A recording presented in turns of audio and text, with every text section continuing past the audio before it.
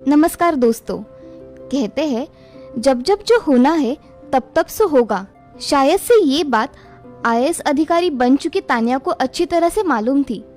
ये कहानी है एक गरीब घर की लड़की तान्या की। तान्या एक 22 साल की लड़की जो अपने मालकिन के घर खाना बना रही थी। दरअसल तान्या अपनी पढ़ाई के साथ साथ लोगों के घर खाना बनाती थी। उसकी इच्छा थी आईएएस ऑफिसर बनने की। वो आज खाना बनाते बनाते मालकिन से पूछने लगी कि मालकिन, आपके बेटे किस एग्जाम की तैयारी कर रहे हैं? ऐसे में मालकिन का दिमाग घूम जाता है और वो तान्या को जोरों से डांट कर ये नसीहत देती है, तू अपने काम से काम रख। मेरा बेटा क्या कर रहा है उससे तुझे क्या लेना देना। अपना काम कर और चलती बन यहाँ से। जितना टाइम तू पढ़ाई करके बर्बाद करती है उतनी देर में मेरे घर की सफाई कर दिया कर। थोड़े पैसे और मिल जाएंगे तुझे और तेरे घर की आर्थिक स्थिति कुछ सही हो जाएगी। आज तान्या का मन चूर चूर हो जाता है। दरअसल मालकिन ने सब बातें तान्या को व्यंग के रूप में कह दी। अब तान्या काम से घर लौटकर आती है और रोज की तरह रात को पढ़ाई में लग जाती है और सुबह होते ही मालकिन के घर खाना बनाने निकल जाती है। लेकिन मालकिन के तेवर आज कुछ बदले बदले से होते हैं। मालकिन तान्या से कहती है कि तान्या, तुझे अमित से कुछ काम था क्या? अमित, जो कि मालकिन का बेटा था और यूपीएससी की ही तैयारी कर रहा था, अमित आज घर पर ही था। मालकिन, मुझे ये पूछना था कि अमित किस परीक्षा की तैयारी कर रहे हैं? मालकिन झट से तान्या को बोलती है, तू एक काम कर, तू आज यही रुक जा और अमित से अपनी पढ़ाई की बात भी कर लेना और मेरा थोड़ा काम भी कर लेना। तान्या झट से खुश हो जाती है। अब मालकिन बोलती है कि तान्या, आज रात में 15 लोगों का खाना बनाना है, क्या तुम बना दोगी? तान्या झट से हाँ बोल देती है क्योंकि उसे यूपीएससी की परीक्षा के लिए कुछ किताबें चाहिए थी और तान्या को मालूम था कि मालकिन का बेटा अमित भी यूपीएससी की परीक्षा की ही तैयारी कर रहा है और उसे पढ़ाई के लिए किताबें मांगने पर मिल जाएगी। अब देर रात हो गई थी। तान्या सभी 15 लोगों का खाना बनाती है और मालकिन से पूछती है कि मालकिन, अमित भैया को आप बुला दीजिए, मुझे उनसे कुछ पूछना है। लेकिन मालकिन का काम तो पूरा हो चुका था। वो खुशी से अपने काम करवा लेती है और ये झूठ बोलती है कि अरे, अमित तो उसके दोस्तों के घर गया है और शायद आज नहीं आने वाला। अब तान्या की खुशी दुख में तब्दील हो जाती है क्योंकि तान्या के पास जितनी भी किताबें थी वो पहले ही पढ़ चुकी थी और इस महीने में इतने पैसे भी नहीं थे कि वो और किताबें खरीद सके। तभी अंदर से अमित माँ को आवाज लगाते बाहर आता है। अब मालकिन का झूठ सामने आ चुका था और बात को खुद से ही काटते हुए अपनी बात पर पर्दा डालते हुए वो कहती है कि बेटा, तू तो दोस्तों के साथ था ना? बेटा, तान्या पढ़ाई के बारे में तुमसे कुछ पूछना चाहती है। अब अमित तान्या से पूछता है। अच्छा, पूछो, तुम्हें क्या पूछना है? तब तान्या अमित को बताती है कि वो भी यूपीएससी की तैयारी कर रही है लेकिन उसके पास इतने पैसे नहीं है कि वो कोचिंग ज्वाइन करे और किताबें खरीद सके और पूछती है कि आप बताएं मैं तैयारी कैसे करूं। इस पर अमित तान्या के औकात को समझाते हुए बोलता है कि अरे, तुम यूपीएससी की तैयारी में कहाँ फंस गई?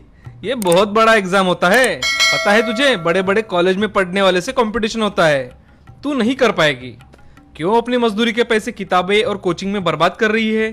ऐसा कहकर अमित अंदर चला जाता है और मालकिन भी तान्या को ये कहकर घर जाने बोलती है कि देख तान्या, घर में पहले से ही इतने लोग आए हुए हैं और अब सोने के लिए जगह भी नहीं बची। तू एक काम कर, तू अपने घर ही चली जा। अब रात के 11:30 बज रहे थे।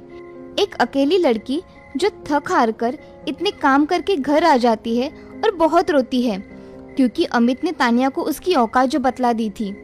अब तान्या इतनी थक चुकी थी कि उसका शरीर जवाब दे रहा था।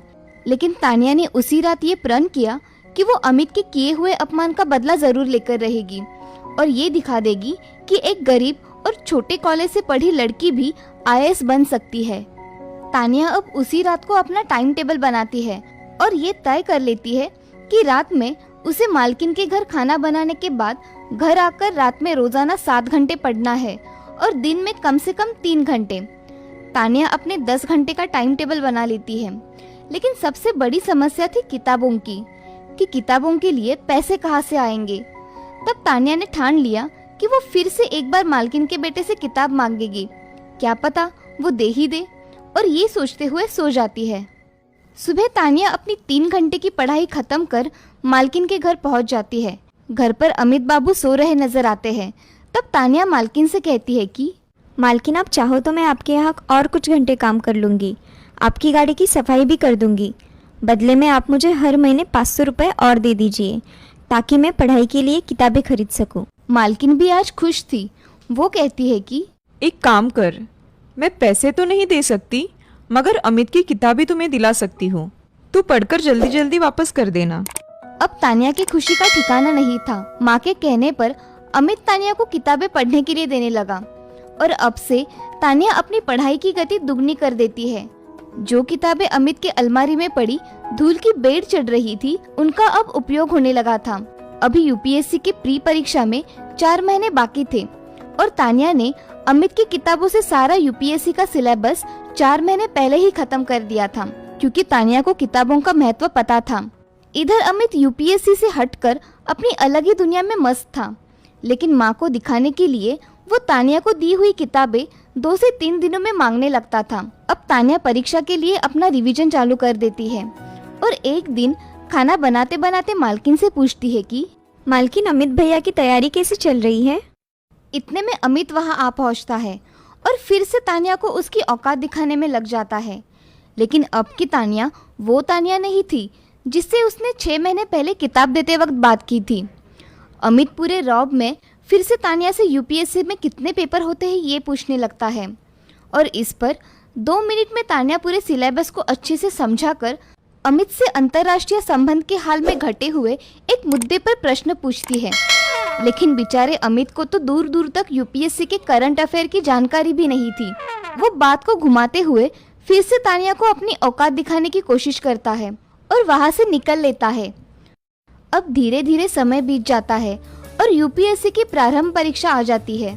तानिया परीक्षा पास कर लेती है, लेकिन अमित परीक्षा पास नहीं कर पाता और ये बताता है कि इस बार उसने परीक्षा दी ही नहीं। लेकिन तानिया तो पास थी, परंतु ये बात वो मालकिन और अमित को नहीं बताती।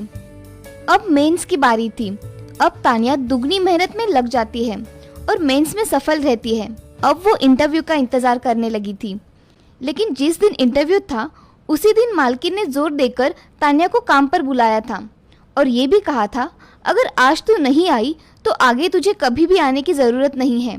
तानिया को तो ये तय था कि वो उस दिन नहीं जाएगी, क्योंकि उसे यूपीएससी की बिल्डिंग में इंटरव्यू के लिए जाना था।